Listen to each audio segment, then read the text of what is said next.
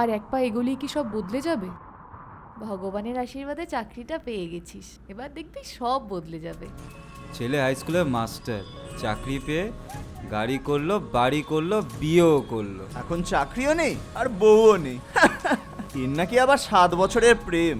এবার তো বাড়িটাও বাচ্চারা হয়ে যাচ্ছে। হবেই তো, ঘুষের টাকায় চাকরি। কতবার করে বললাম আমাদের লাইনে আয়, না, ভেবেছিল গভর্নমেন্ট জব পেয়ে ভাগ্যটাই বদলে যাবে। বন্ধুত্বই রাখলো না।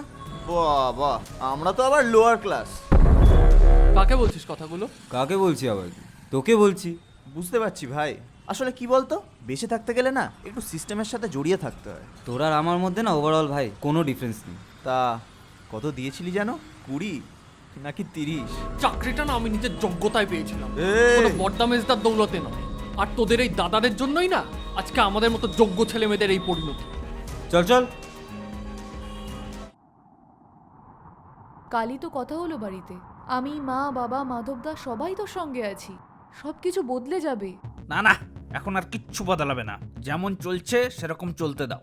ইলেকশনটা যাক, তারপর দেখা যাবে।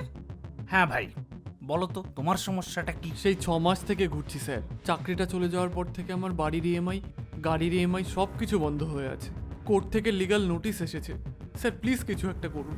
ছোটবেলা থেকে আমি যে সমস্যাতেই পড়েছি আপনার কাছেই ছুটে এসেছি। তা চাকরি নেওয়ার সময় কিছু ডোনেশন ফোনেশন দিয়েছিলে? স্যার, চাকরিটা আমি পরীক্ষা দিয়ে নিজের যোগ্যতায় পেয়েছিলাম। তাহলে আমার হাতে কিছু নেই বাবু। যারা ডোনেশন ফোনেশন দিয়েছিল তাদের জন্য আলাদা করে কিছু ব্যবস্থা করার কথা ভাবা হচ্ছে।